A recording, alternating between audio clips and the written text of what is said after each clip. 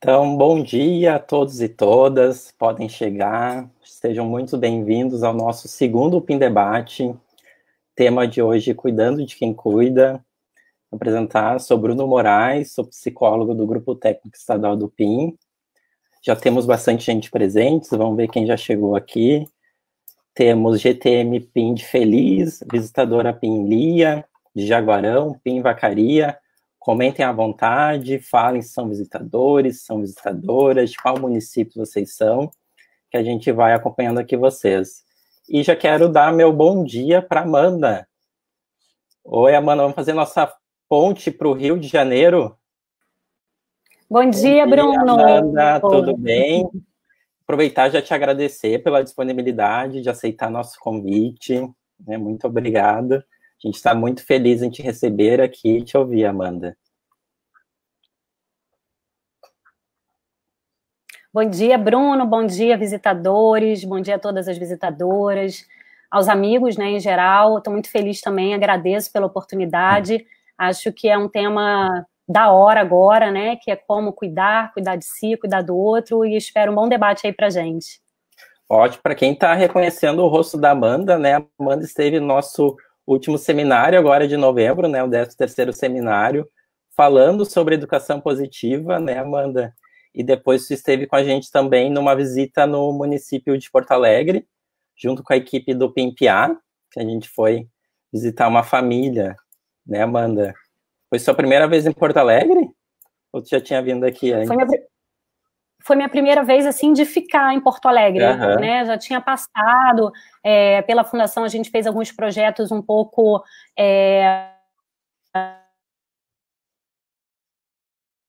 Conexão com a Amanda tá um pouco travando, é vida real, né, gente? Passo Fundo, Pontão, tive uma oportunidade...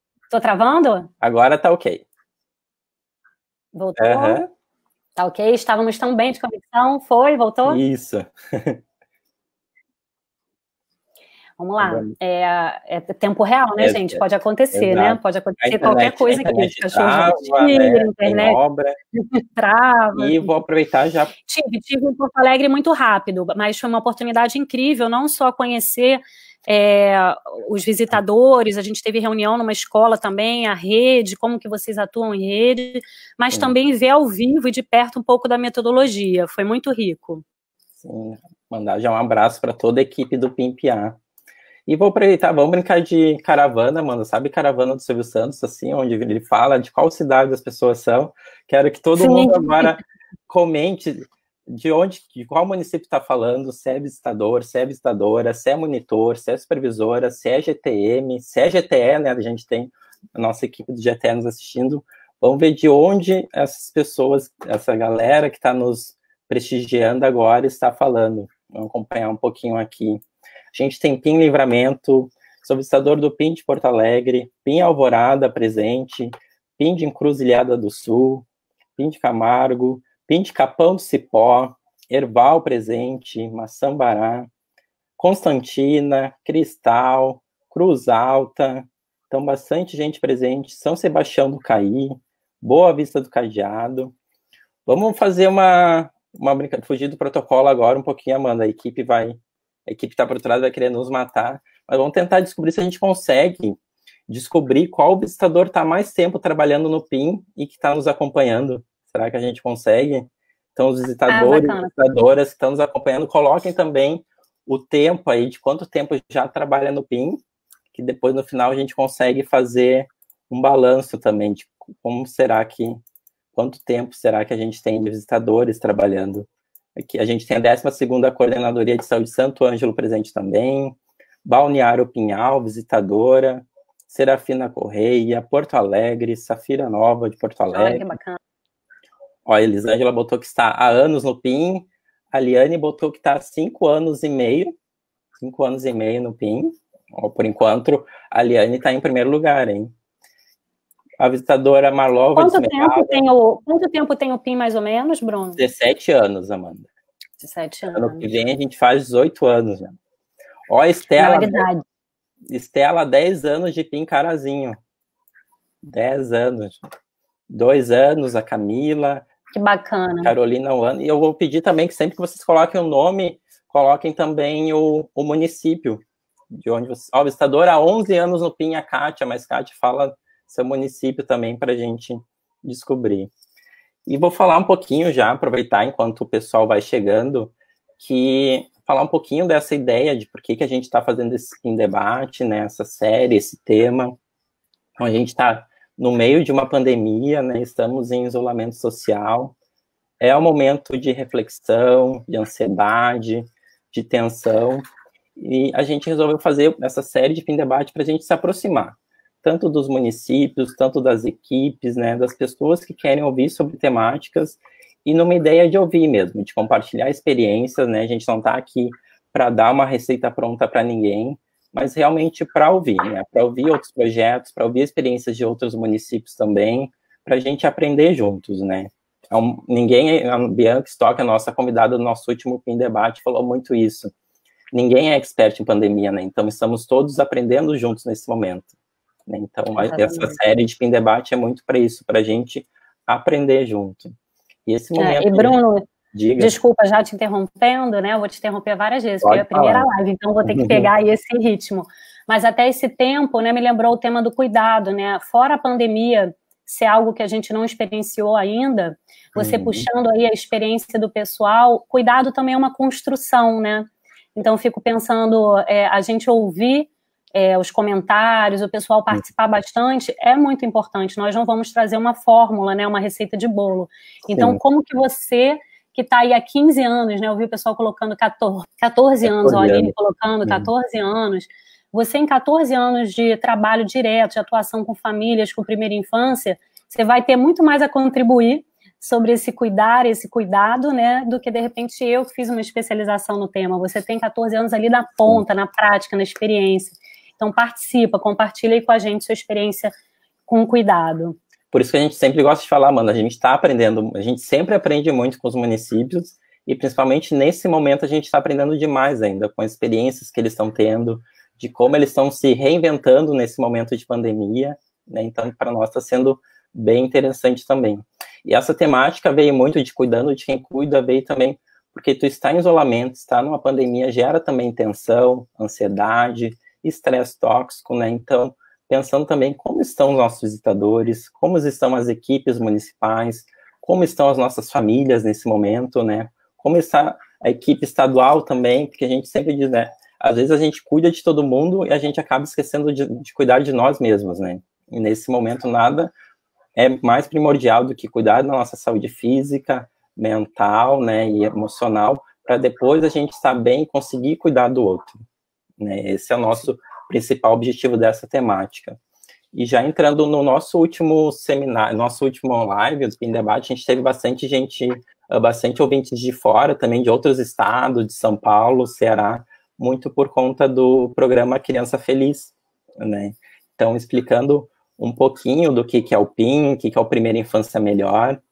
Então, Primeira Infância Melhor é uma política pública aqui do Rio Grande do Sul, já tem 17 anos, ano que vem chegaremos a 18 anos, esperamos fazer uma grande festa, que a gente possa, né, se reunir, se abraçar já ano que vem. E a nível nacional, o PIN, Primeira Infância Melhor, ele foi modelo para o programa de visitação domiciliar, o programa Criança Feliz. Então, aqui no Rio Grande do Sul, né, nós temos municípios que têm o PIN e o Criança Feliz atuando de modo integrado, né? Então, a gente tem visitadores que são visitadores PIN Criança Feliz, com certeza devem estar nos ouvindo aqui também, eles são visitadores PIN PCF, que a gente fala. E a nossa principal ferramenta, né, de trabalho do PIN é a visita domiciliar, que atua através de um guarda-chuva, vamos dizer assim, com visitadores, visitadoras, monitores, supervisores, GTM, tanto da área da saúde, educação e assistência, tanto o GTE também. Só que as grandes estrelas, né, os grandes protagonistas dessa ferramenta são os nossos visitadores e visitadoras em conjunto com a família.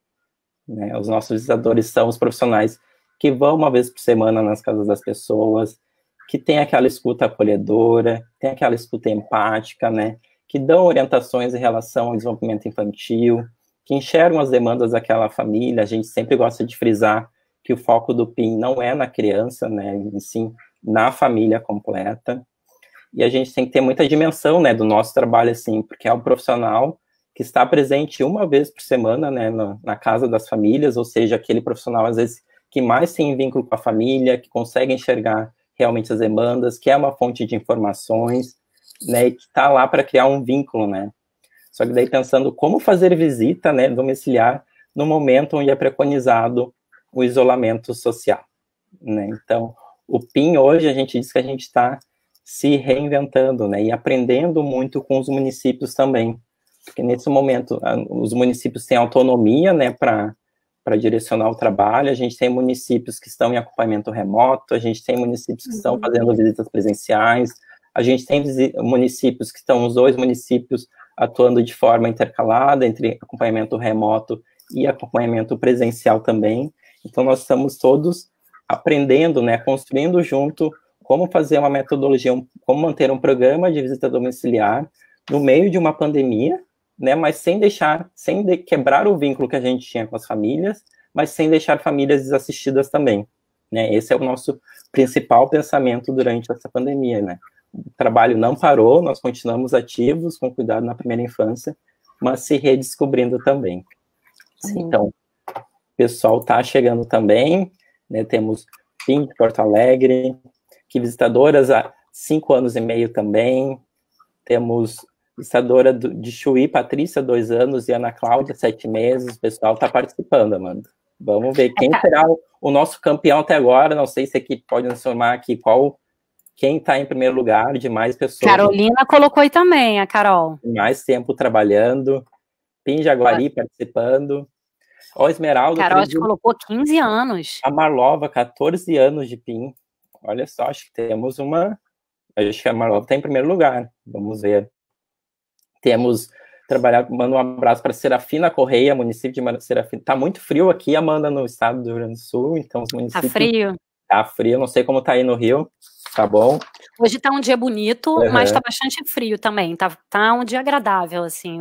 Na verdade, né, Bruno, o frio pra gente deve ser para vocês temperatura amena. Sim. Você estava comentando comigo, aí tá o quê? Por volta de 12 graus, né? Tem 12, 13 graus, isso. Eu estaria de cachecol aqui, morrendo de frio. Temos aqui, ó, estou há 15 anos no programa Elisângela. Olha, acho que essa está em primeiro lugar ainda. Euzinha, 17 anos. A Gisele Silva, abraço para a Gisele, coordenadora do PIN, está há 17 anos no PIN. 17 anos, 17 beijo, anos. 9 anos ali, a Rose. Isso é muito importante, gente, porque a gente está falando de tempo, não é um tempo de casa, é uma construção de uma metodologia, né?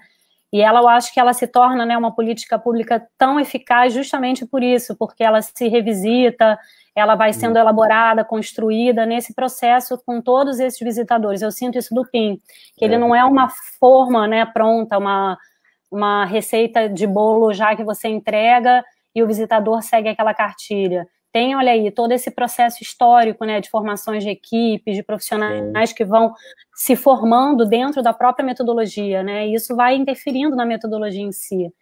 O cuidado é uma construção, é um processo, e o PIN mostra isso aí agora.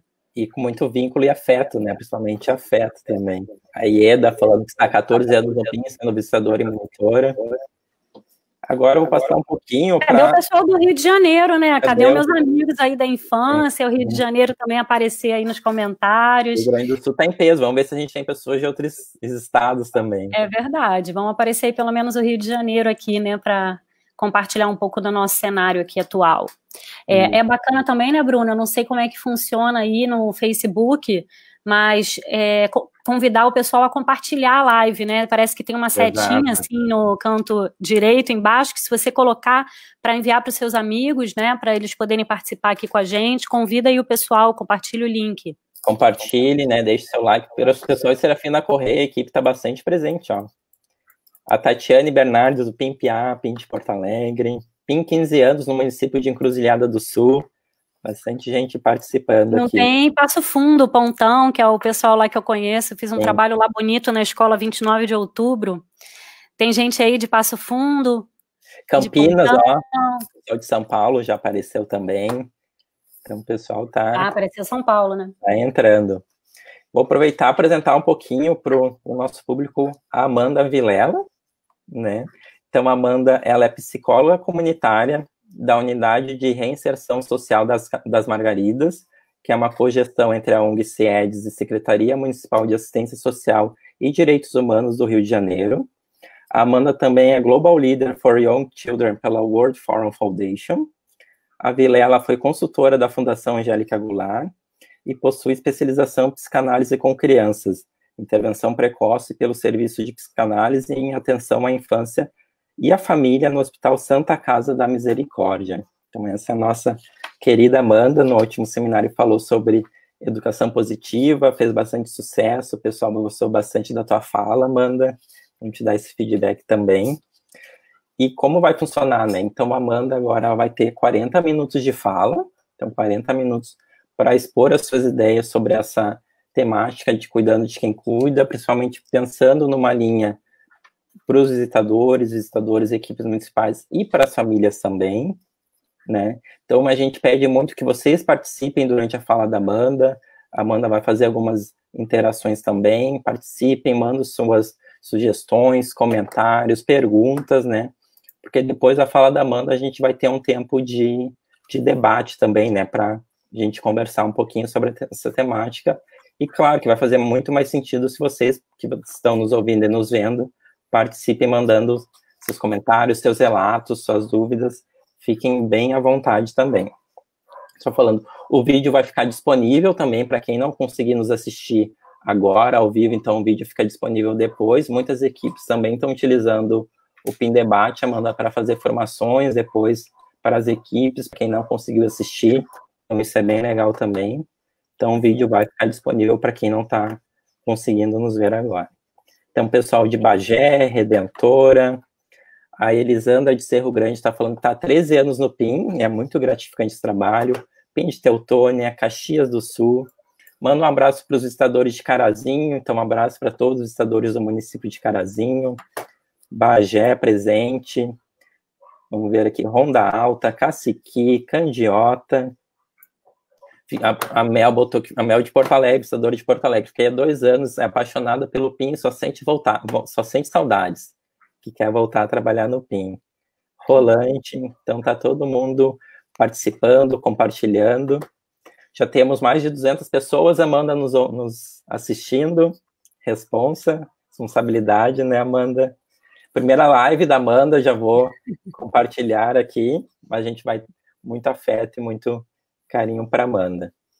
Obrigada. Então, Amanda, vou passar o palco para ti. Fica bem à vontade, estaremos todos aqui te assistindo. Não, estamos juntos, não me abandona não. Agora, o bom das lives, né, e dessa fala mais compartilhada é que tira aquela distância, por exemplo, das palestras, né? Fica aí comigo, vamos ficar todo mundo junto, né? Uma coisa, Amanda, que eu vou pedir também para o pessoal que está nos assistindo, que eles comentem também sugestões de temas que eles querem ouvir, se esse dia e horário também está adequado, se é melhor outro turno, por exemplo. Então, a gente quer fazer uma live que seja compatível com as necessidades, com as demandas de quem está nos assistindo, né? Então, comentem também se esse horário está bom, se é melhor outro horário, se é melhor outro dia, sugestões de temas também, porque a gente tem toda uma equipe que está acompanhando esses relatos para depois a gente pensar no dia e horário que fica melhor para todo mundo. Certo? Perfeito. Então, Amanda, o palco é seu. Obrigada. Vamos lá, né, no debate.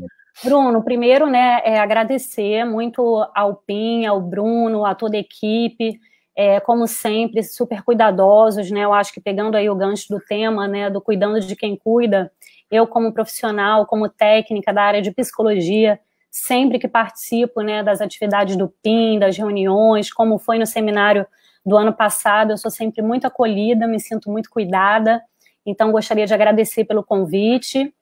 Peço aí, já me adianto, né, desculpa em qualquer imprevisto com a tecnologia ou até mesmo com a minha fala, eu falo um pouco rápido, sou aqui do Rio de Janeiro, então é um jeito de falar um pouco diferente, cada um com o seu sotaque, né, então escreve aí o que vocês quiserem que eu repita, algum ponto que seja importante a gente retomar, porque é minha primeira live, então estou um pouquinho ansiosa também, vai ser um formato novo para mim, mas vai dar tudo certo, eu acho que é muito importante a gente estar trocando nesse momento. O Bruno fez aí uma apresentação minha um pouco, né, comentando o meu currículo, mas eu acrescentaria nesse currículo uma técnica, né, que trabalha na ponta, uma psicóloga que também está vivendo, como todo mundo, as angústias e os dissabores dessa pandemia. Eu acho que, além de me apresentar hoje para vocês como profissional, eu me colocarei como pessoa, né, que está vivendo o impacto dessa pandemia, desse caos mundial, né, não é uma realidade apenas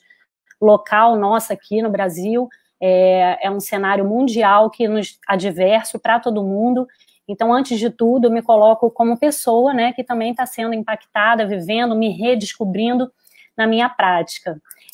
Aproveito esse gancho da apresentação para trazer, que foi um prazer, né, no ano passado, estar aí com o pessoal do Rio Grande do Sul, em Porto Alegre, no 13º seminário do PIN, né, anual do PIN.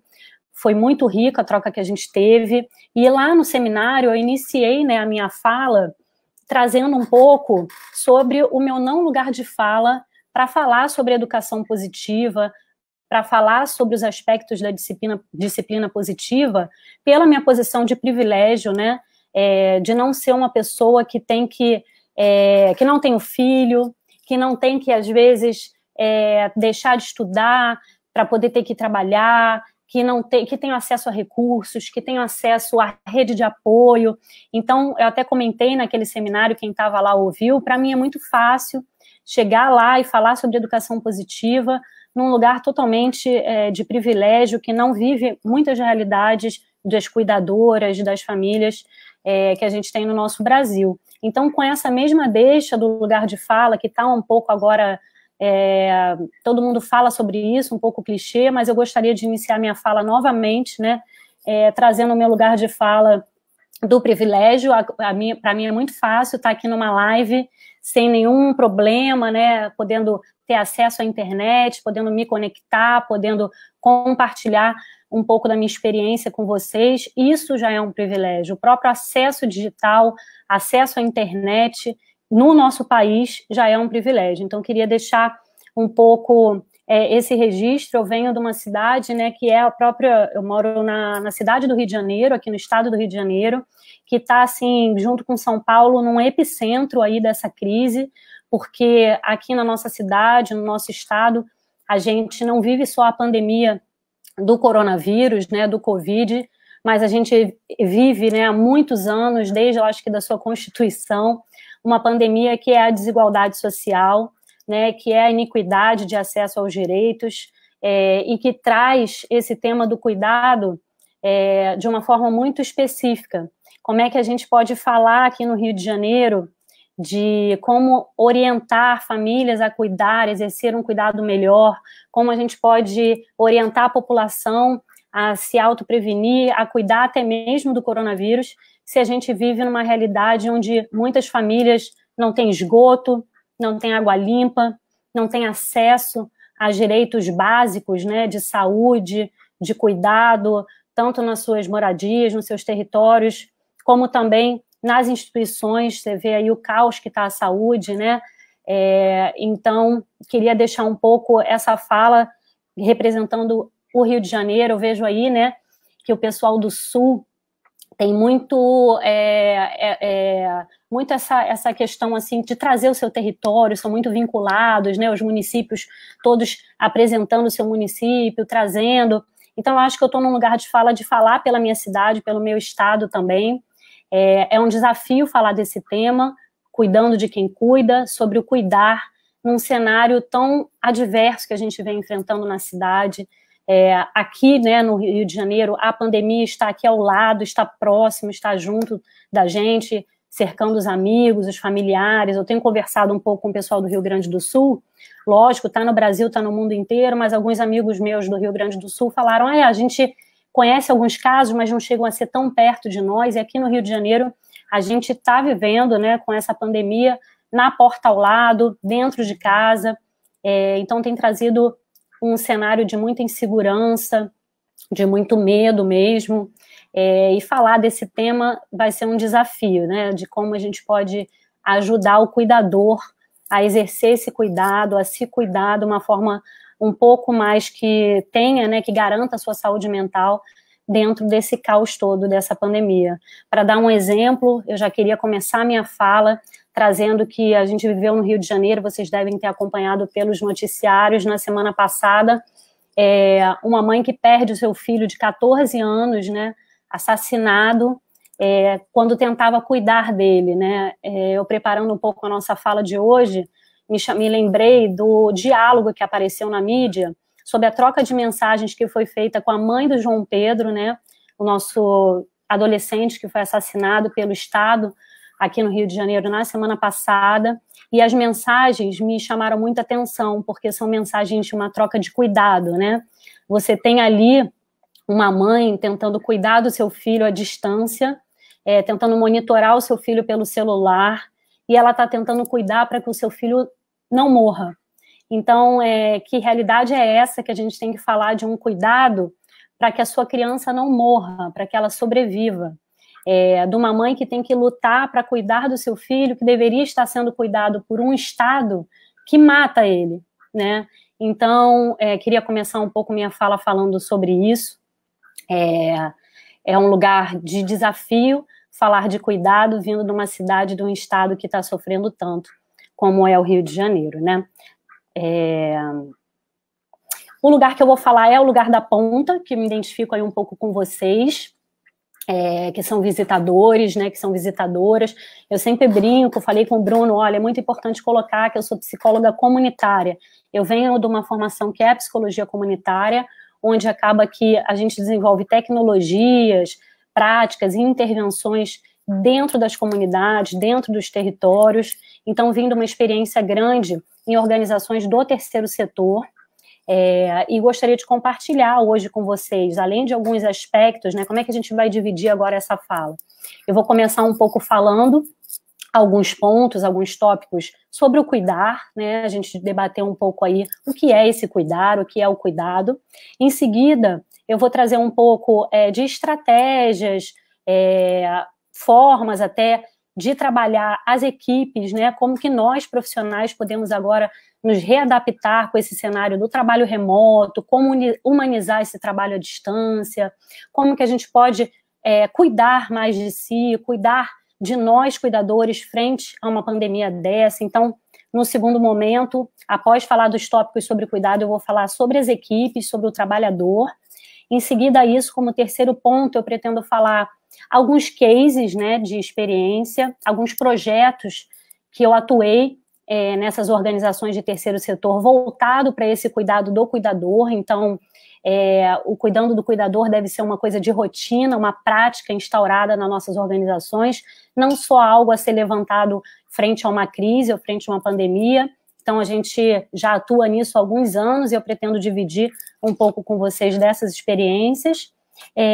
Num quarto tópico, vou falar um pouquinho das famílias, né, do trabalho com as famílias, no desenvolvimento infantil, da atenção à primeira infância, porque assim, a gente não sabe, né, gente, como que vai retornar a dita normalidade, né? A gente tem falado muito assim, será que haverá um novo normal? Será que a gente consegue retomar as coisas como elas eram antes? A gente não sabe de nada, é um cenário de muita incerteza.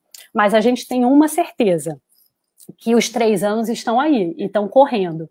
Então, essa primeiríssima infância, que é essa etapa do desenvolvimento, né, que a gente, como trabalhador da primeira infância, aposta e crê, né, acredita como fundamental para o resto do desenvolvimento do ser humano, essa etapa do 0 aos 3 anos de vida da criança, o relógio está correndo, né? A pandemia pode parar o mundo, pode dar uma pausa aí nas nossas atividades, fazer a gente se adaptar a outro tipo de trabalho. A gente não sabe o que vai ser daqui a 3 meses, o que vai ser daqui a 4 meses, mas a gente sabe que os 0 a 3 anos da criança, ele não para, né? Os 3 anos, eles são para sempre. Então, a gente vai falar um pouquinho nesse quarto tópico das famílias, das crianças, né? Vamos trazer um pouco sobre isso. E, por fim, eu pretendo fechar minha fala aqui trazendo como se fosse, né, eu até brinquei com o Bruno, a gente montar um baú de recursos nossos, né, sou técnica, trabalho atualmente dentro de um abrigo municipal, né, com mulheres, mães e crianças acolhidas, então todas as trocas, os recursos que vocês estão desenvolvendo nesse momento de pandemia, para exercer o cuidado, vão ser ricos para mim, vão ser ricos para outras pessoas também. Então, no quinto tópico, eu pretendo aí reunir, junto com a ajuda do Bruno, um certo baú de recursos, que a gente vá trocando agora pela live, e no final a gente possa ler algumas estratégias que vocês mesmos tenham dividido, compartilhado conosco sobre o cuidar. Aí já nesse tópico até queria, entrando no primeiro ponto, né, de aspectos e pontos sobre o cuidar, gente, às vezes vou olhar aqui para o lado porque eu estou usando a minha colinha aqui na lateral. Eu vou até dividir e pedir para vocês uma ajuda. Se vocês puderem, digitem aí no chat, cuidar 3 pontinhos, completa essa frase, né? O que é o cuidar para você? Coloca o que vier à cabeça, a primeira coisa que vier à cabeça, vamos lá até o final da live, compartilhando aí com a gente, cuidar o que é esse cuidar para você? Antes de vir aqui fazer essa fala, eu tentei puxar um pouco com a minha rede, né, pessoal, pelas minhas redes sociais, pelos meus amigos, uma enquetezinha, né, uma chuva de ideias, o que era o cuidar, né, o que é o cuidar para você? Igual vocês vão colocar aí, contribui aí, gente, cuidar diz aí o que é o cuidar para você. E eu fiquei assim, me chamou muita atenção como que a gente romantiza o cuidar, né? 2 coisas me chamaram a atenção. Uma, a romantização em cima do cuidar. Apareceram muitas opiniões, né? Não querendo influenciar, mas já vou influenciar aí a opinião de vocês, um insight de vocês sobre o cuidar. Mas apareceu muito assim, cuidar é amar, cuidar é se dedicar ao outro, ver o que é importante para o outro. Então, apareceram essas 2 características. Uma certa romantização desse cuidado, ele muito atrelado a uma benfeitoria, né? Algo que você doa, que você entrega, e essa outra característica de ser sempre para o outro, né? Assim, apareceram várias respostas, e eu consigo pensar ali 1 ou 2 que colocou o cuidar também como uma prática de cuidar de si, voltada para si próprio. A grande maioria, quando pensa no cuidar, já pensa de uma forma ou romantizada, né, ligado a uma benéfice que você traz para o outro, e sempre voltada para o outro. Isso é um ponto que me chamou a atenção, e queria convidar aí para ouvir a opinião de vocês contribuam aí no chat, que aí no final da fala a gente vai ver o que é o cuidar para a gente aqui que está participando da live do segundo PIN Debate.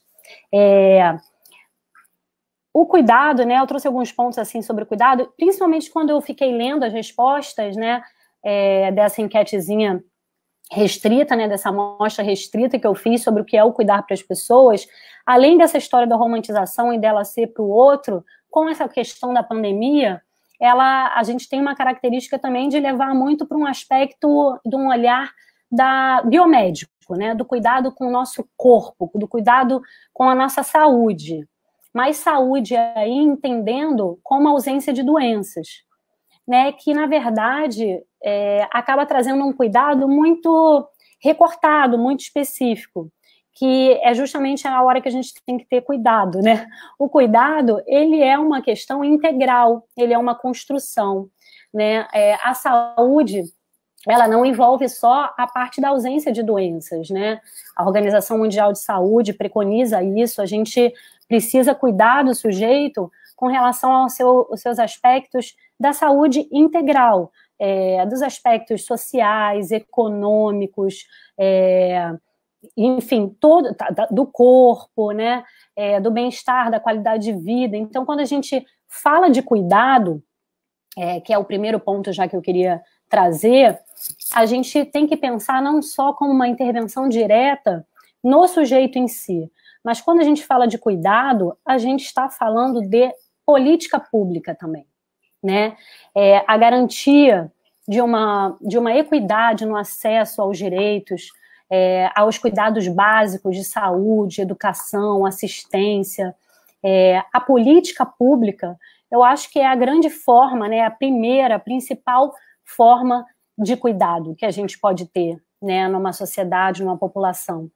Porque, na verdade, a gente encara o cuidado como um ciclo, né? Eu até quando fui aí na palestra do PIN, no ano passado, a gente falou sobre prevenção das violências. E eu comentei muito sobre isso, que a violência, ela é um ciclo, né? Quando ela termina ali na ponta dessa mulher ou desse pai, desse cuidador direto, que ele faz uma violência com a criança, que ele castiga corporalmente uma criança, ele é a ponta de um ciclo, né? De um ciclo de violência. Essa violência já começou lá atrás, num Estado que desassiste, num Estado que não olha, que abandona, que faz, de repente, essa mulher ter uma sobrecarga de trabalho, não ter acesso à rede de apoio, não ter acesso a recursos, e que depois essa mulher acaba também trazendo essa violência nas relações mais diretas, intrafamiliar. Então, assim como a violência, ela é um ciclo, eu aposto no sentido do cuidado ser um ciclo também, né? A gente tem ali um ciclo de cuidado. Você para exercer o seu cuidado de uma forma mais integral, saudável, positiva, você precisa ter antes aí nesse ciclo um Estado que cuida, né? Então, por exemplo, acabei de citar o caso que a gente viveu aqui no Rio de Janeiro recentemente, do menino João Pedro, que já, na verdade, em 2020, já foram várias situações, várias mortes, várias perdas. Como que você vai falar de um Estado que deveria cuidar e ele mata, né? Então, eu acho que esse ciclo do cuidado, a gente está muito desassistido com relação a ele no Brasil. Eu tenho costumado dizer que a gente vive a pandemia do coronavírus, a gente vive 3 pandemias, né? A pandemia do coronavírus, da doença em si, né, de tudo isso, da pandemia mesmo mundial, e a gente vive uma pandemia do excesso de informações, do medo, uma pandemia de pânico real mesmo, né? A gente tem aí muito claro as mortes, as vidas que se foram, mas a gente ainda não sabe qual vai ser o impacto na nossa saúde mental, nas nossas relações humanas após passar essa pandemia. Então, a gente tem uma pandemia aí também de pânico, medo, de excesso de informação, de uma questão ligada à nossa promoção de saúde mental. E temos uma pandemia que eu costumo falar, que é uma pandemia desse desgoverno, né, que independente se você é esquerda, se você é direita, qual é a sua tendência política, as nossas lideranças, sejam elas governamentais, elas servem um pouco para nos dar conforto, segurança, né, apresentar um caminho. E a gente está aí sem um ministro de saúde, por exemplo, no Brasil. Então, a gente vive um cenário muito grave, né, de 3 pandemias. A pandemia do próprio coronavírus, uma pandemia de um excesso de informação, de um impacto na nossa saúde mental, e uma pandemia também de uma falta de cuidado e de apoio do próprio governo, né? Dentro disso, né, da gente trazer um pouco... Vamos ver como é que o pessoal está botando do cuidar aqui, ó. O pessoal contribuiu. Luciane, cuidar é proporcionar que todos possamos existir em nossas singularidades, garantir acesso a direitos. Trouxe também a questão da política pública, dos direitos, como uma forma de cuidado, né? O aspecto da criança, o William aponta como a criança precisa de necessidades, né, de um cuidado específico. Maiara traz a importância do cuidar e ouvir a necessidade de cada pessoa, do acolhimento nesse saber ouvir. Maiara, eu concordo total que o cuidar passa pelo olhar e pela escuta. Eu tenho brincado, né, assim, falado muito que, eu digo isso, que o órgão do cuidar é o olhar, né, e eu acho que entra nessa questão da escuta também. Você poder olhar o outro na sua singularidade. Até entra nesse tema de que a gente não vai trazer, olha, você cuida do outro da seguinte forma, porque o cuidar, ele só vai funcionar se você tiver uma ética nesse cuidado. E uma ética de cuidado, eu acho que passa por isso, em você estar atento, com escuta às diversidades, às especificidades das pessoas, né? A particularidade, eu acho que isso aborda um pouco de uma questão da ética que a gente precisa ter no cuidado, né? Que traz um pouco isso. Será que o cuidar seria um valor? Será que existe uma técnica para o cuidar? Ele pode ser encarado como uma técnica?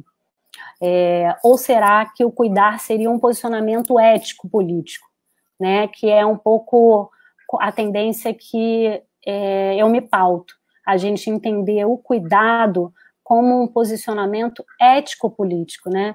Esse cuidado integral, né? A gente poder entender o cuidado como um processo que vai desde a política pública ao cuidado que você dá direto àquele sujeito a partir da saúde, da educação ou da assistência.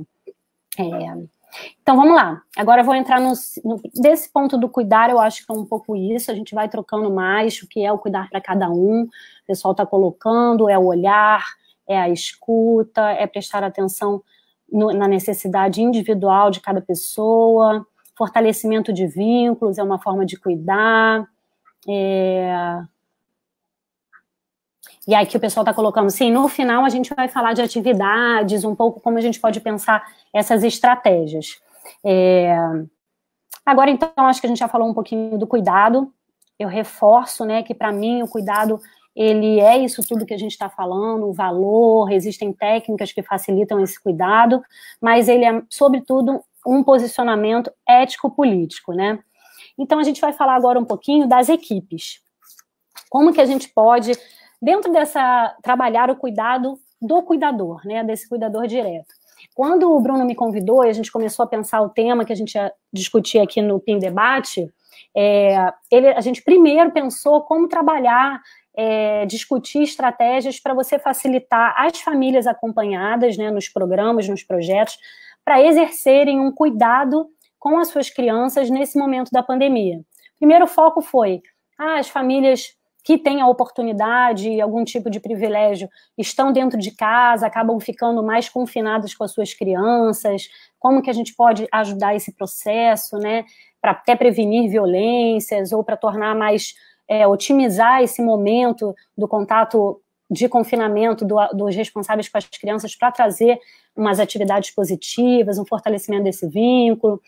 Fomos muito por esse lado da família, até que a gente conversando viu que, gente, nesse momento, é aquela velha história um pouco do avião, né, da máscara do avião, a clássica cena da máscara do avião. Quando o avião está caindo, antes de colocar a máscara no outro, você tem que colocar a máscara em si, né?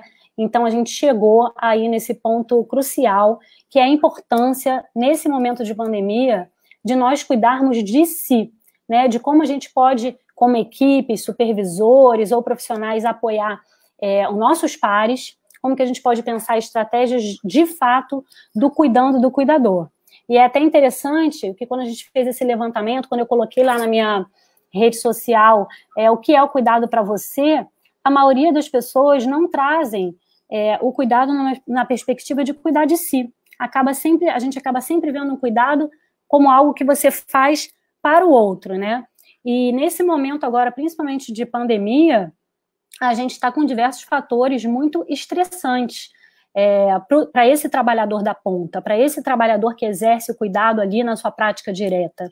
A gente tem nas mídias, na sociedade em geral, um olhar pelo cuidador da saúde. A gente tem falado, né, não estamos cuidando deles como a gente deveria, por conta da nossa política pública, né, da saúde, da nossa precarização, mas a gente tem reconhecido, valorizado esses profissionais, né? No mundo todo, a gente vê iniciativas de aplaudir esses profissionais, citar o nome desses profissionais, inclusive que são pessoas que estão ali de frente com a doença, até correndo um risco, muitos pegando doença ou até vindo a falecer. Então, os profissionais da saúde, dentro da crise da pandemia, eles estão um pouco em voga, estão sendo valorizados, têm algum tipo de destaque. Só que a gente muitas das vezes esquece que os outros profissionais, existem diversos outros profissionais que estão aí cuidando da nossa cidade, cuidando das nossas pessoas, cuidando da gente, cuidando do nosso país, né?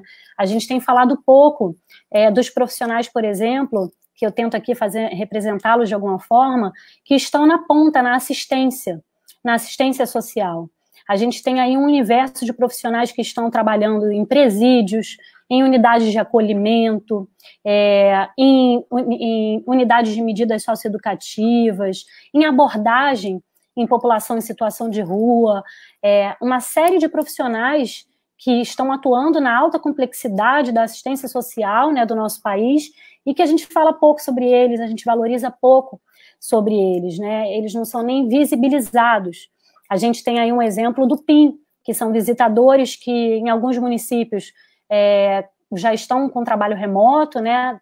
Estão com mais dificuldade de fazer o trabalho de ponta direto nas visitas, mas a gente também deve ter aí profissionais que estão até aqui na live com a gente, que estão na ponta, que estão visitando famílias, que estão atuando e se colocando em risco, porque atuam nessa alta complexidade, né, que continuam ainda nesse trabalho do cuidado com o outro. A gente tem aí os profissionais da área da segurança, né, que vão para a rua para fazer a nossa proteção, eles também estão cuidando da gente de alguma forma, profissionais de entrega, profissionais de limpeza urbana, né, da administração urbana, do cuidado urbano, que são os garis, os profissionais de limpeza, ou seja, a gente tem um universo de pessoas e profissionais que não são visibilizados, que a gente fala pouco deles e que eles cuidam da gente todo dia, né? Então, eu acho que esse tema do cuidar do cuidador tem que ser central aqui no nosso debate. A gente pensar, a gente não sabe quais serão os impactos dessa pandemia, por exemplo, na nossa saúde mental, né? A gente vive aí um momento de muita incerteza, que já é um fato estressante, né, por si só. Só a gente não ter um pouco uma previsão do que vai acontecer, essa sensação de insegurança, de incerteza, já é um fato estressante por si só. Depois disso vem a questão do medo, né, do risco desses profissionais. Existe uma sobrecarga de trabalho muito grande de todos esses profissionais que eu estou comentando. Por exemplo, as equipes muitas vezes estão reduzidas. Eu mesmo lá no abrigo que eu trabalho, agora eu estou aqui em casa, estou de quarentena, pude fazer essa live porque por uma questão de saúde eu estava em isolamento social. No entanto, meus colegas, meus companheiros, né, de trabalho estão todos lá agora, na ponta, atuando dentro do abrigo. O quanto que isso traz de medo, de você sair à rua, pegar transporte público, se arriscar, essa sobrecarga de trabalho. Eu que estou aqui hoje, sobrecarrego algum colega lá que está na ponta de alguma forma, né? Então, a gente está com as equipes reduzidas, os horários estão mexidos de trabalho também, a forma de chegar no nosso local de trabalho, os transportes. Então, a gente está vivendo o excesso de informação. Toda hora a gente liga, né?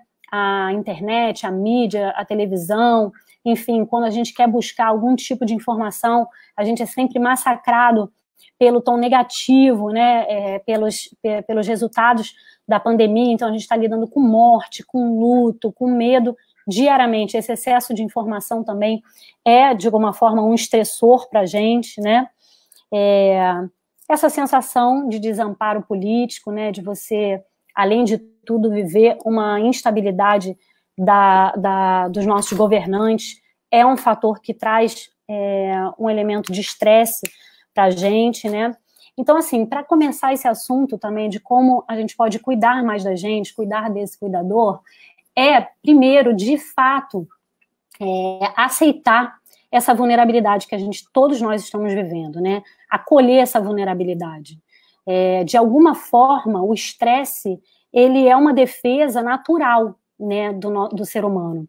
O ser humano, quando ele se sente ameaçado, quando ele vive alguma situação adversa, ele reage a isso, né? Na verdade, se nós não estivéssemos estressados ou com alguma questão de saúde mental, com pânico, com medo, ansiosos, com pressão alta, com enxaqueca, com dificuldade de dormir, comendo um pouquinho mais ou comendo um pouquinho menos, se esses sintomas não tivessem nos visitando, aí sim que a gente deveria levar um susto, né? Se a gente não tivesse estressado nesse momento, que a gente com dificuldade de concentração, com dificuldade de dar conta das coisas, se tivesse tudo bem, né, a gente deveria ligar o alerta e ficar preocupado. Porque, de alguma forma, o estresse e esses sintomas são sinais de saúde, são sinais que o nosso corpo está fazendo um enfrentamento, reagindo de alguma forma a todos esses elementos estressores que vêm de fora, né?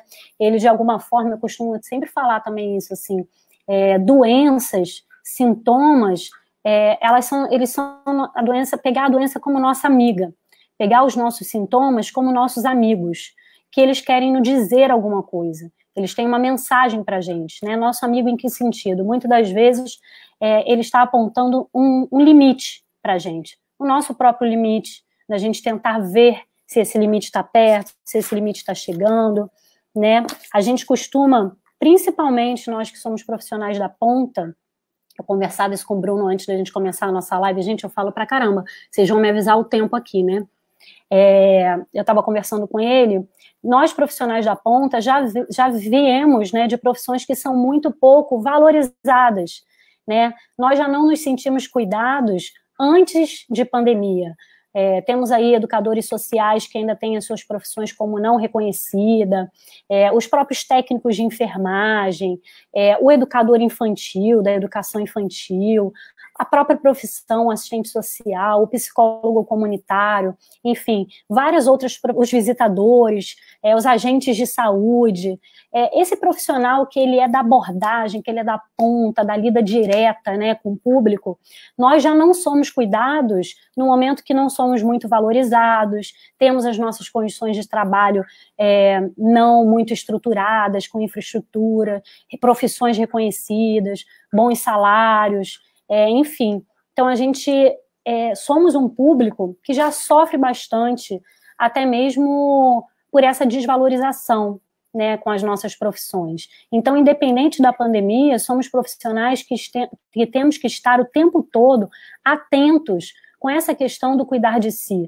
do autocuidado, né, lembrando do avião, botando a máscara em si primeiro, para depois colocar no outro, né, ainda naquele primeiro ponto que eu trouxe, do cuidado ser um ciclo, né, eu só vou conseguir cuidar do outro se eu cuidar de mim, porque é um pouco até freiriano isso, eu só consigo transmitir para o outro aquilo que eu possuo dentro de mim, né? Então, como que agora a gente vai pensar, eu vi aí o pessoal botando, dicas de atividades a serem aplicadas, eu vou num caminho contrário quando a gente fala das famílias, tá? Eu acho que a gente tem que reduzir as atividades, acho que a gente tem que tomar um cuidado enorme de entender que num período de isolamento ou de pandemia é uma hora de produzir em excesso, porque isso também pode trazer muita frustração.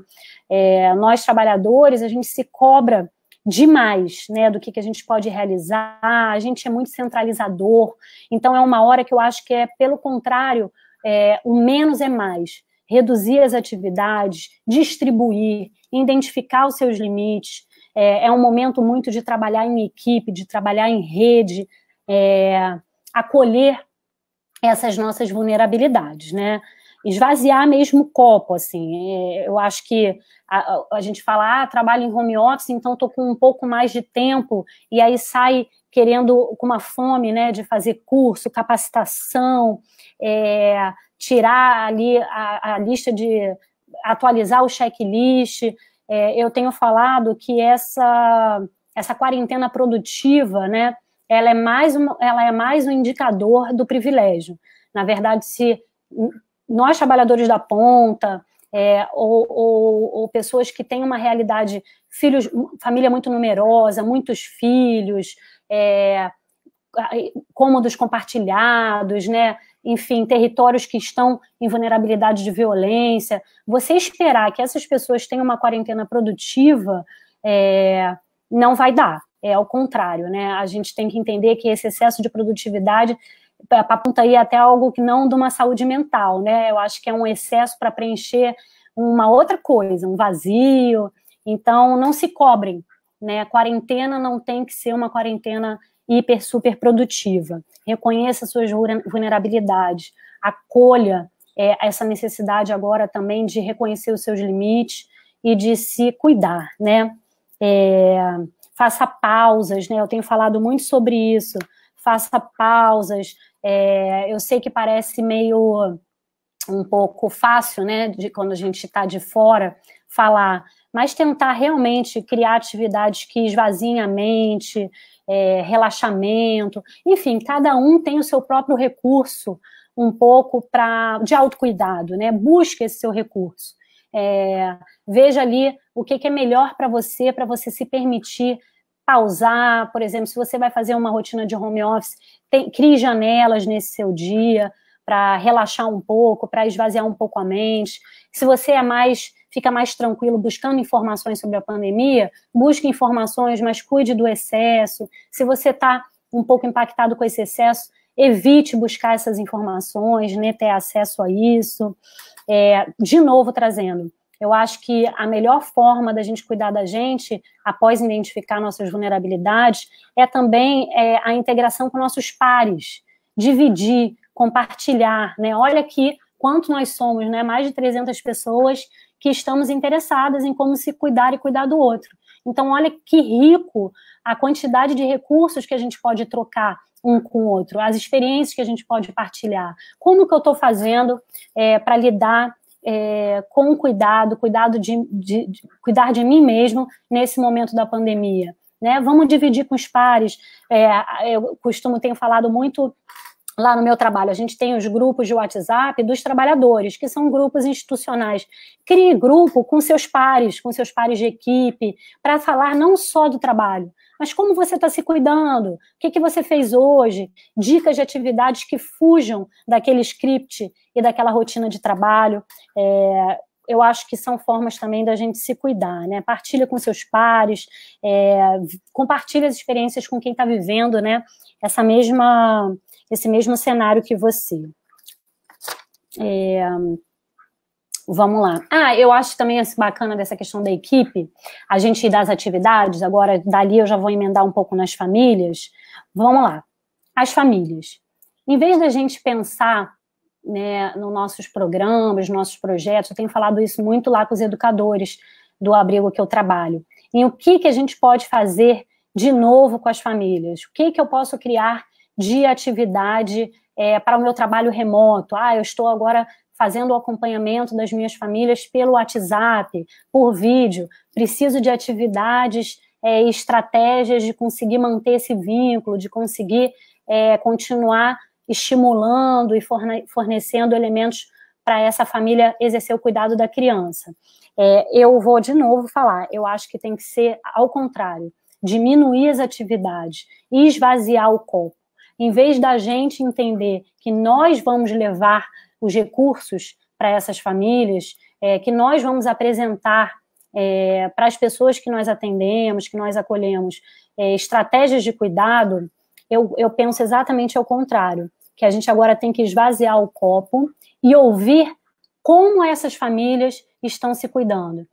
Ouvir as próprias competências dessas famílias, né? Nós que somos trabalhadores sociais, a gente já tem um olhar muito treinado para olhar para as carências, né? Nós, de alguma forma, a gente somos preparados e treinados a lidar com situações de violência, de negligência, de desamparo, de desassistência, com aquilo que falta, com não acesso, com violação de direito.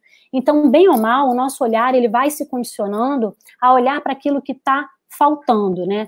Para as carências, o que eu preciso preencher, oferecer para essa família. E a gente, com esse treino, com esse olhar viciado, né, pelas carências, a gente acaba deixando de olhar para as potencialidades, para as potências, né, para as competências dos territórios, né, para os próprios recursos que as famílias e os territórios, eles nos fornecem, né? Então, eu tenho usado muito isso como estratégia. Se você não sabe o que fazer, conecte essa sua vulnerabilidade àquela família atendida, né? Eu tenho certeza, por exemplo, que você criar uma relação mais horizontal, você não vai estar se expondo se de repente naquele dia você não está legal, você vai ter um acompanhamento remoto, você vai estar em contato com as famílias que você acompanha pelo PIN, e você naquele dia não está bem, você não está conseguindo ver avanço no desenvolvimento que você deixou de atividades para aquela família. Eu acho que ali você deve apresentar essa sua vulnerabilidade. Aproveite essa vulnerabilidade como uma oportunidade de fortalecer esse vínculo com a família. Olha, fulana, hoje eu não trouxe nenhuma atividade específica. Eu queria um pouco ouvir você. Como você tem feito para lidar com essas questões da pandemia? Quais os recursos que você tem observado aí na sua comunidade? Como que vocês estão lidando com isso? E escutar, ouvir, né, observar essas potencialidades, elencar para essa família essas competências que você tem observado, né, em como elas têm lidado com esse momento de crise. Eu costumo falar assim, a gente atende, né, grupos de famílias, a gente atende pessoas que elas já vêm, muitas das vezes, de um cenário de vulnerabilidade. Elas já vêm de um processo de risco. Então, são famílias, né, são populações e pessoas que apresentam muito recurso de resiliência, né? Que para você viver, como a gente falou ali, o caso daqui do menino do Rio de Janeiro, né, do João Pedro, que para você viver o dia a dia já é uma sobrevivência. Então, isso acaba criando muita resiliência, né? A história da ferida e da pérola, né? Você não tem nenhuma ostra ferida que não originou ali uma pérola, né? Para você ter uma pérola, há por trás uma ostra ferida. Então, justamente essas famílias que geralmente são cadastradas nos nossos programas, elas já apresentam um histórico de vida onde a resiliência é um lugar que elas conhecem, né? Elas já precisaram criar muitas estratégias comunitárias de emancipação e de sobrevivência. Então, nós, como profissionais, temos muito a aprender com esses territórios, né? Vamos escutar esses territórios, quais as potências que eles têm, como é que são os recursos que eles têm para sobreviver, para lidar com crises. E eu acho que, nesse momento, eles têm muito mais a nos ensinar em termos de estratégias, com indivíduos autônomos e ativos que eles precisam ter para garantir, ao longo dos anos, suas sobrevivências, do que nós, técnicos, profissionais, que falamos de fora, né, descolado dessa realidade. Então, é um pouco isso, reforçar, acho que o Bruno apareceu, meu tempo está acabando, a gente vai falando mais no debate. Um pouco assim, só para fechar essa parte da equipe, né, rapidinho, Bruno. Ah, tá, achei o parte que eu queria falar. Eu acho que nessa parte de equipe, a gente tem que entender, né, toda crise, ela bem ou mal, né, de alguma forma, ela é também uma oportunidade, né?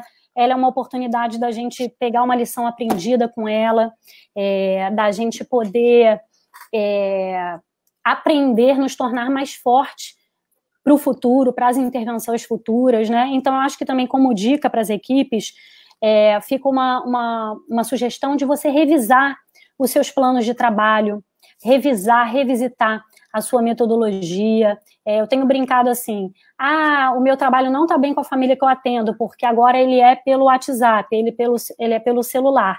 Então, estou perdendo um pouco a continuidade desse acompanhamento, tenho sentido esse acompanhamento mais distante. Eu tenho brincado assim, então, seu trabalho já não estava legal antes. Por quê? Se aquela família que é atendida ou acompanhada por você precisa necessariamente dessa transferência direta com você, precisa da sua presença física, se precisa desse seu monitoramento tão ali colado na visita domiciliar, tão um pouco até tutelar, né, um pouco...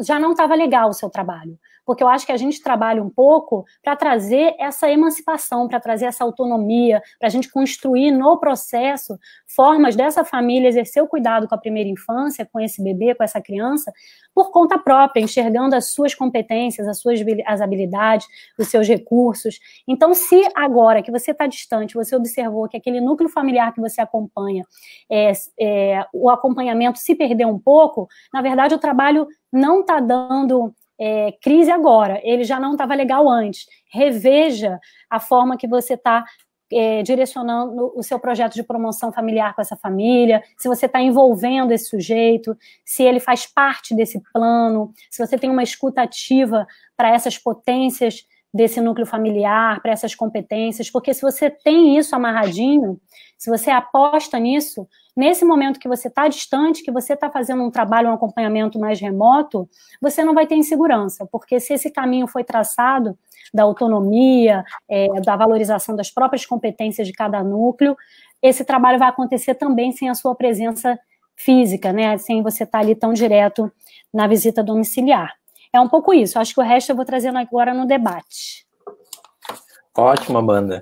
Me sinto agora muito obrigado, primeiro, pelas suas colocações, muitos elogios à tua fala, pessoal se identificando, né, elogiando. Me sinto agora um porta-voz das mensagens, né, dos comentários que surgiram durante a tua fala, assim.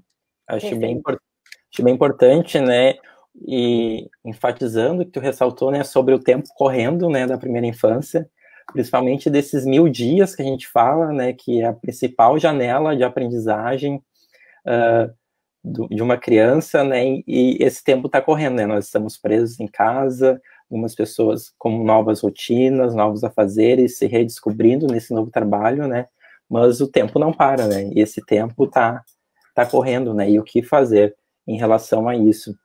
Sim. Achei bem importante que tu botou também sobre que a política pública é a melhor forma de cuidado, né, estamos aqui todos fazendo, trabalhando em prol de uma política pública, em prol da primeira infância, né, então estamos todos fazendo cuidado, né, mas como fazer cuidado se a gente não cuidar de si antes também, né, se não olharmos nossa saúde mental, se não olharmos para nós mesmos, se não fizermos um momento de reflexão, né, então, para a gente conseguir ofertar o cuidado para nossas famílias, para a gente conseguir ofertar cuidado, né, é bom a gente primeiro olhar para dentro, cuidar de si, e aí sim conseguiríamos ter ferramentas para oferecer um melhor cuidado para as nossas famílias também.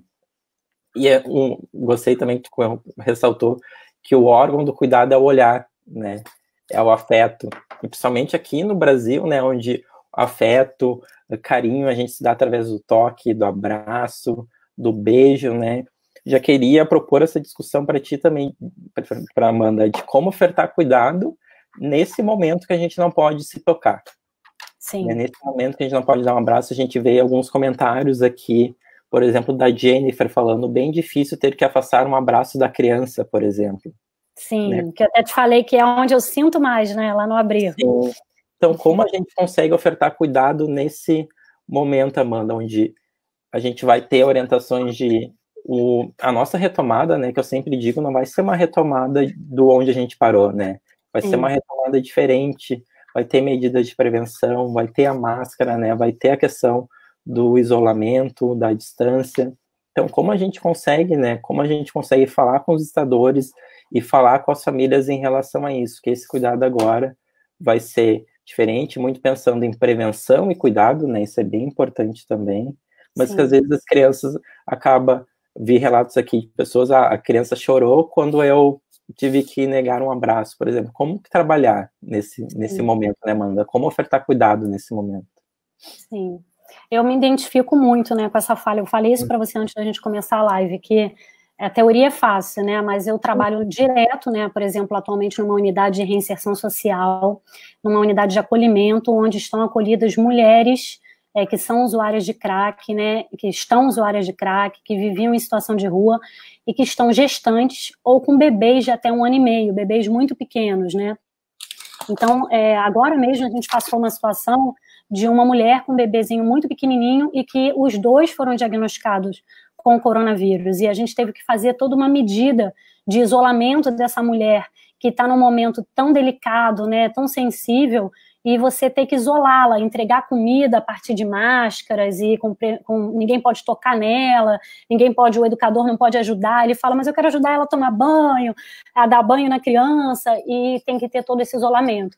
Então dói muito, né, eu comentei com você, tem uma das crianças lá que são irmãzinha do bebê, que tem 3 anos, e você chega no abrigo, e ela já vem correndo te dar um abraço, e aí antes de abraçar, ela já fala assim, ih, tia, é o tal do coronavírus, eu não posso te abraçar, né, e aí esse não posso é muito duro, porque até a criança entender que é uma questão de prevenção, traz um distanciamento, né, traz uma frieza.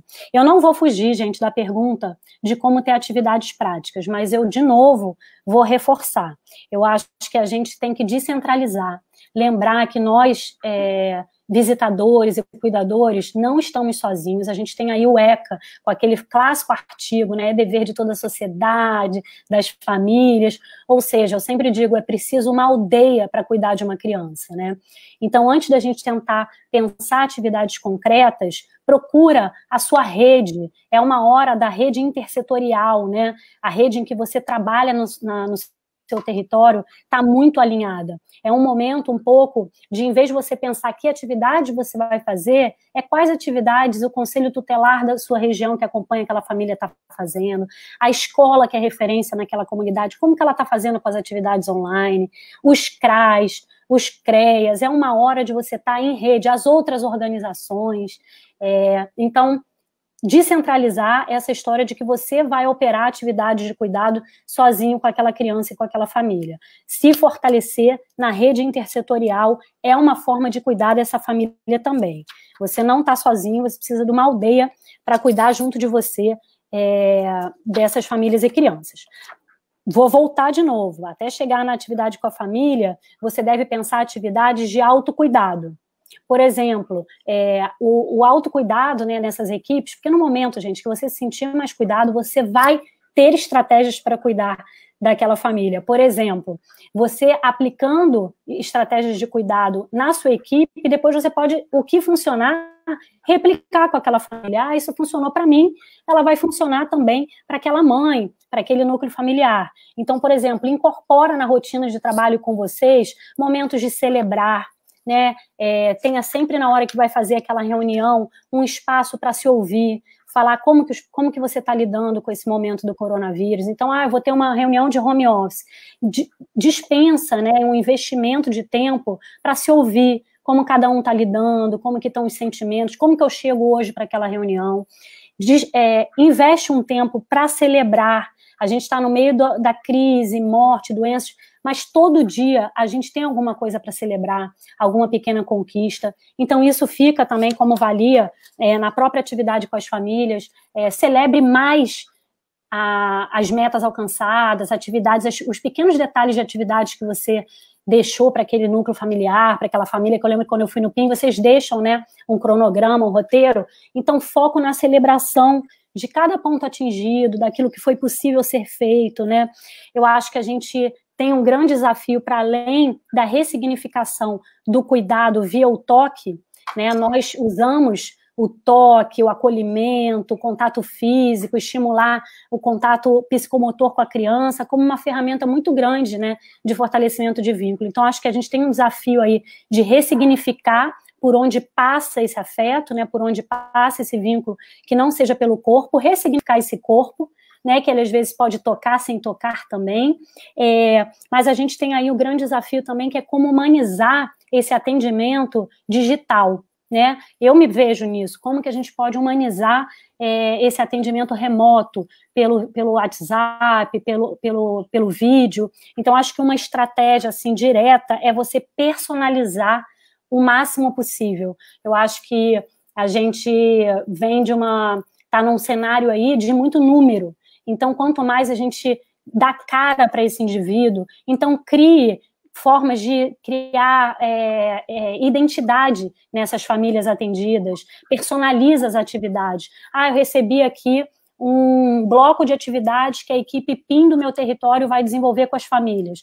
Não só replica aquela atividade, como que você pode personalizar ela para cada núcleo, colocando nome, colocando imagem, criando um elemento que identifique, que aquela família se identifica, se reconheça ali naquela atividade. Então, adapte as atividades de uma forma que você personalize o máximo possível, que você crie processos de reconhecimento, de identidade, o máximo possível para essas famílias. Como eu falei para vocês também, de criar grupo entre pares, né? Acho que é muito bacana você estimular que essas famílias criem também uma rede entre si, né? Aquela velha história delas criarem uma rede de apoio mútuo entre si. Aqui no meu território eu tenho 15 famílias acompanhadas pelo PIN.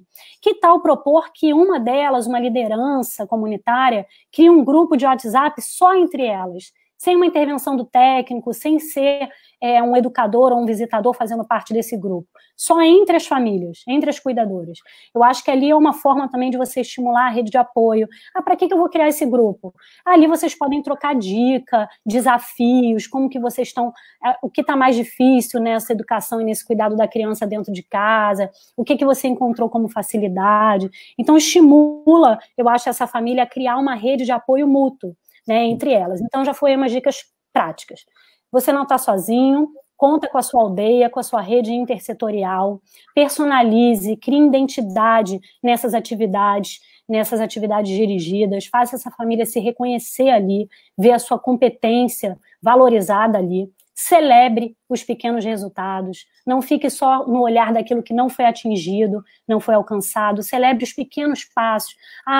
É um olhar, eu sei que o PIN já faz isso, mas é um olhar mais do que nunca de ver os pequenos avanços no desenvolvimento dos 1000 dias das crianças e dos bebês. É um olhar, assim, muito a criança, ela é um mestre em si, ela nos ensina muito, né, porque pela sua própria capacidade plástica de aprendizado, ela nos ensina muito a cada dia. Então, ela é um bom elemento de celebração, porque a cada dia ela cria um aprendizado novo, né? Ela se desenvolve com um elemento novo, então celebre esse passo a passo de cada criança.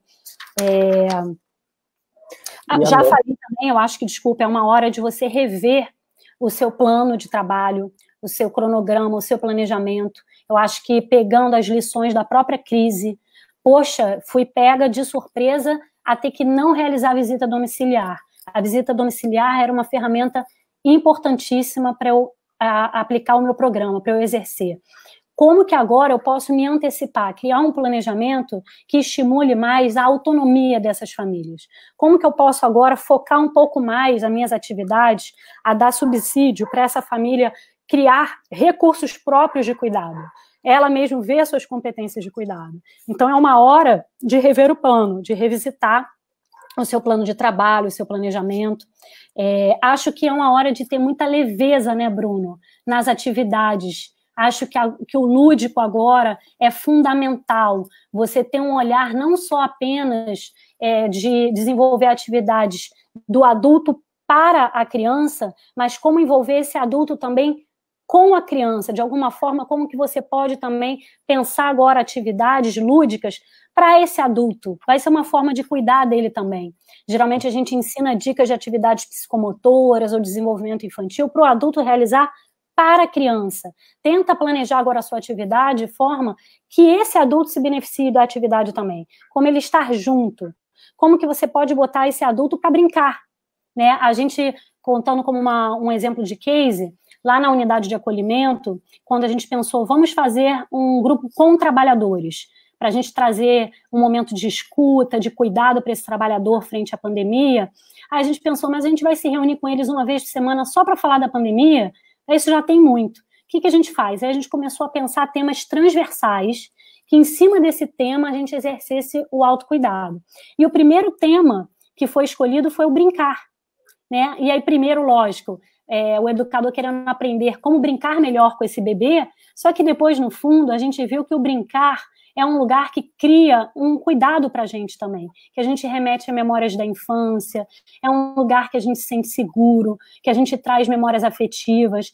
Então, cria atividades, por exemplo, para brincar com esses adultos, trazer esses adultos da família também para brincar, para trazer atividades de leveza, forçar muito lúdico. É preciso coragem de se arriscar, eu acho agora, em novas metodologias, coragem e criatividade.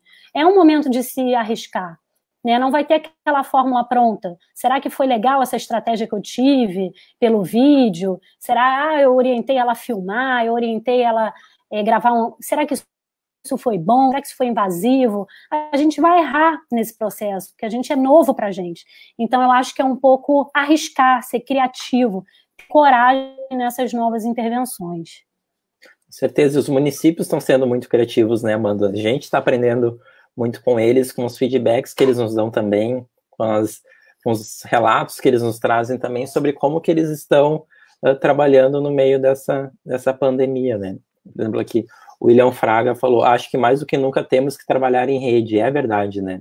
O visitador, para acolher as demandas daquela família, ele vai ter que trabalhar em rede, né, vai ter que trabalhar com os serviços da saúde, com assistência da educação também, né. Mas, Amanda, eu queria só entrar num aspecto contigo que veio em alguns comentários também sobre saúde mental, né, tudo isso que tu falou, né, de deixar de ouvir muitas notícias, de fazer alguma atividade, são questões de saúde mental, né? Eu queria que tu falasse um pouquinho sobre a importância disso e que outras maneiras também a gente tem para promover saúde mental, seja ouvindo uma música, seja se desligando um pouco das notícias, né? Seja vendo uma série e até conversando com alguém que a gente tem confiança e até buscando uma ajuda profissional quando a gente vê que não está aguentando, precisa de um apoio emocional mesmo, profissional.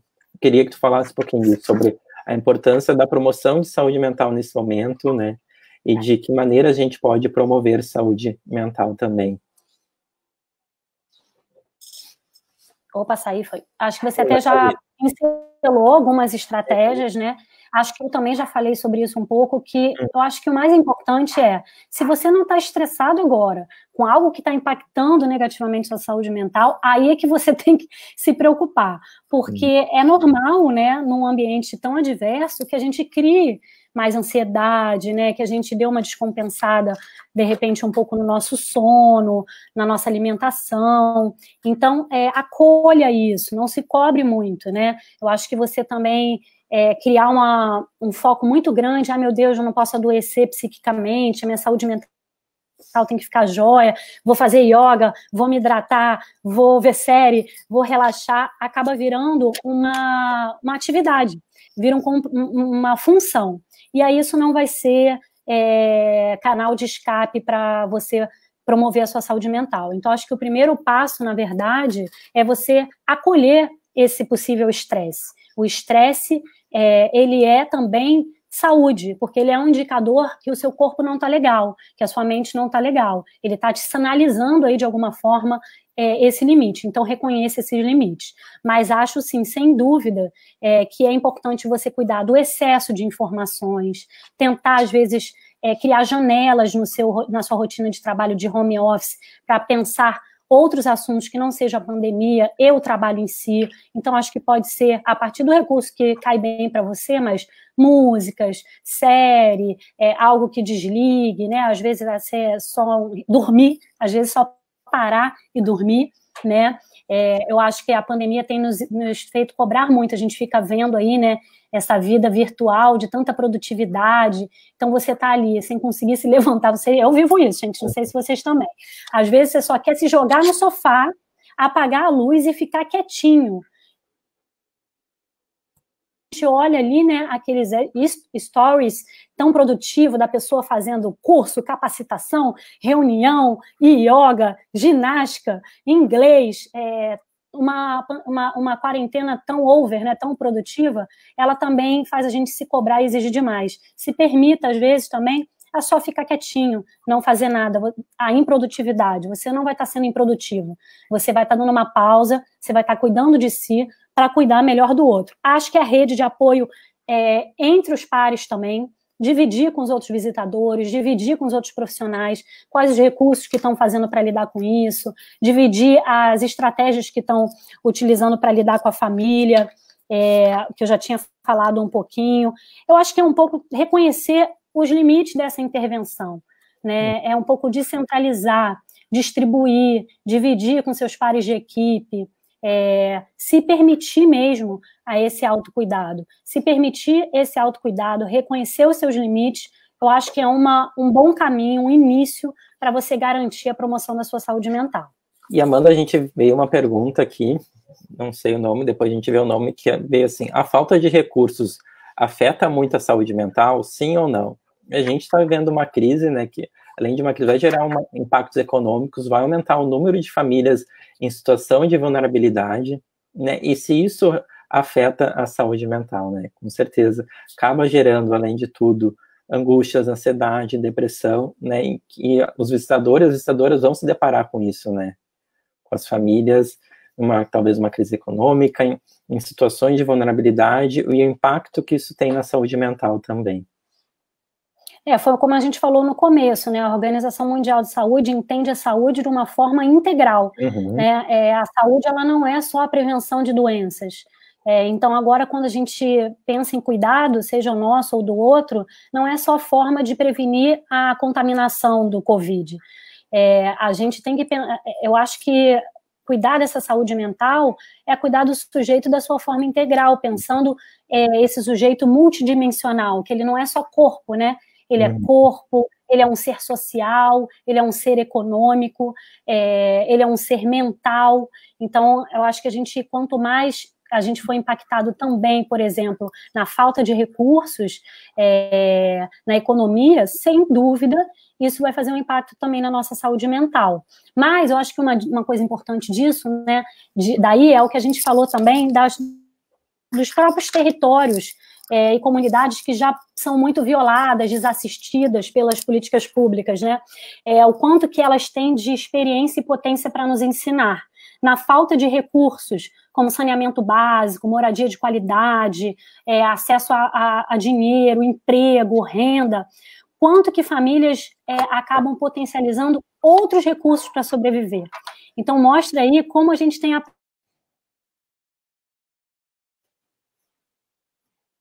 que a gente deu um pequeno problema na internet da Amanda, né? Vida real, internet dá problemas, temos barulho, vamos ver se daqui a pouco ela retorna também. Mas agradecer muitos comentários, a gente já estava quase encerrando, já pedi para ela dar uma mensagem final só, mas se ela não retornar... Voltei, estou aqui, apareci. Olha, voltou. Foi Apareci? Para fazer uma entrada... Vocês não viram para mim em nenhum momento. Não, mas estava encerrando. Então, um pouco isso, né? Encerrando também, trazendo do recurso, tirar um pouco... Acho que todos nós também nos sentimos ameaçados da perda de emprego, de como gerar renda, como cuidar do outro, se eu tenho que comer, né? Mas a gente também tentar ampliar, eu sei que é difícil, mas de ver o recurso não só como recurso material, como recurso financeiro. A gente vê as nossas habilidades, as nossas competências, a nossa competência de resiliência como um grande recurso também. Então, por exemplo, pegar isso nos territórios, né? Ver o modelo que a gente tem nos territórios. Eu acho que os territórios que são vulnerabilizados, eles têm uma dimensão cultural de resiliência que tem muito a nos ensinar, muito a nos ajudar. Esvazia esse copo e tenta absorver esses recursos para replicar no seu cuidado com as outras pessoas. Bruno, já são as considerações, né, finais, né? Então, Amanda, queria te agradecer mais uma vez pela tua eu queria agradecer.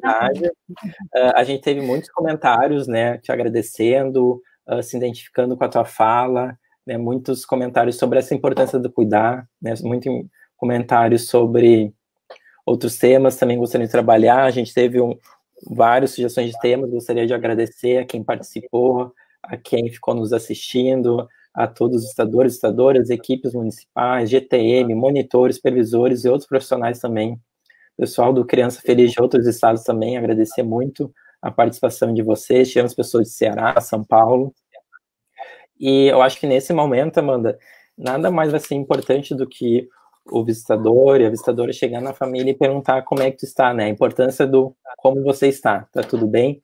E nesse momento, né, tentar esquecer um pouquinho atividades e fazer realmente uma escuta empática, acolher as famílias nessas demandas, acolher nesse momento, acolher a angústia que está todo mundo, né, está todo mundo no meio dessas incertezas, dessas ansiedades. Então, a importância desse profissional, do visitador, chegar na família e perguntar, tudo bem? Como é que tu está? Né? Como é que está a família? Vamos conversar um pouco sobre isso. Que todos os visitadores já fazem nas suas rotinas, né, faz parte, né, da metodologia da visita isso, mas acho que agora vai ser mais importante ainda, de realmente escutar, fazer uma escuta empática, quando eu digo escuta empática, de realmente acolher e se colocar no lugar do outro, né, de realmente enxergar as demandas nesse momento. E mais uma vez, te agradecer, Amanda, pela tua disponibilidade e fico do espaço para a tua mensagem final agora. Queria muito agradecer também, se deixar eu vou falando aqui, eu acho que a gente pode continuar essa troca, então queria até deixar meu e-mail. Aqui no Rio Grande do Sul, Amanda, só para te dizer isso. Oi? Tu tem um fã-clube no Rio Grande do Sul, tá se formando um fã-clube. Gente, e eu sou muito fã também do PIN, eu esqueci de falar isso. O PIN, ele é um grande inspirador para a metodologia que eu desenvolvi aqui na Fundação, que eu trabalhei muito tempo na Fundação Xuxa Meneghel. Então, todos os meus programas de parentalidade, eu acho que na minha atuação em si como profissional, o PIN é uma grande inspiração.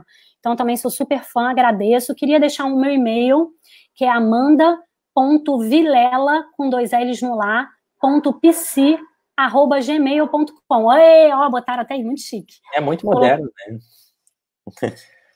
A gente pode... Aí, é muito moderno. O arroba do Instagram, ele é um perfil fechado.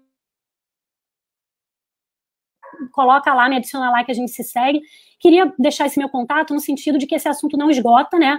O cuidado é um ciclo, e eu conto com vocês nesse meu ciclo de cuidado também. Quero ouvir vocês, poder trocar mais sobre essas estratégias e recursos.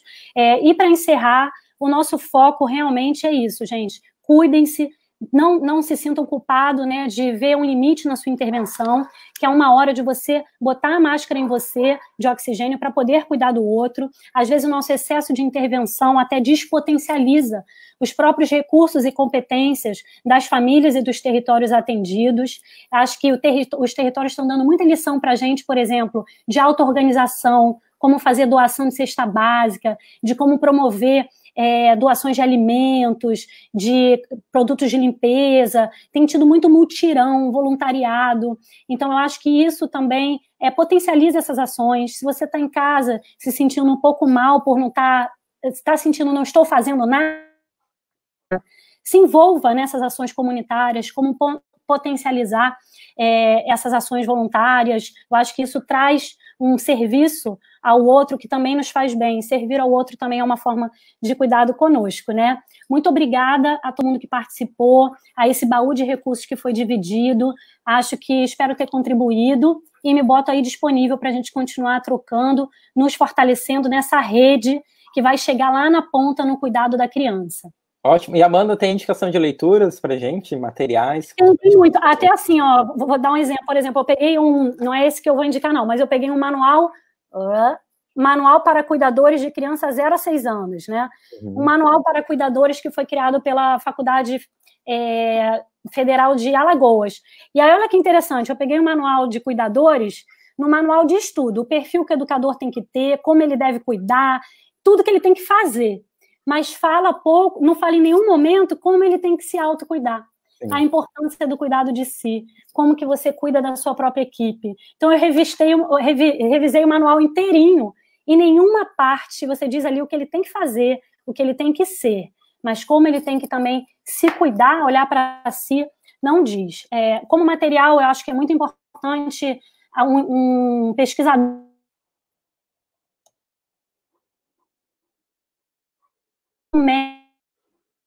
a gente tem utilizado muito ele, o trabalho do Cuidando do Cuidador, aqui no Abrigo do Rio. O Eduardo Mello, ele fala sobre gestão de cuidados. E eu acho muito bacana que ele traz toda uma reflexão sobre o ciclo dos cuidados, né? Como que você cuida profissionalmente, cuida de si e cuida do outro. Então, eu deixo aí a dica desse pesquisador, bota no Google Eduardo Mello, gestão de cuidados. Queria deixar um abraço, um beijo enorme. Eu vi aí uma galera que apareceu agora no finalzinho, que trabalha comigo no Rio, educadores, Crislane, pessoal da Fundação, queria deixar um beijo do Rio de Janeiro, vi aí a Crislane dando um alô, já trabalhamos juntas. Eu queria dar um abraço para todos os profissionais da Fundação, que é a atual Fundação Angélica Goulart, para a Zona Oeste do Rio de Janeiro, que é onde eu atuo há mais de 11 anos, para o pessoal do Abrigo, da Unidade de Reinserção Casa das Margaridas, e deixar como dica também a ONG Casa da Árvore, eu atuei há muito tempo atrás, que é um trabalho de cuidado à infância, feito por profissionais da saúde mental. E a Casa da Árvore tem um livro e um projeto chamado Cuidando de Quem Cuida, exatamente a nossa live.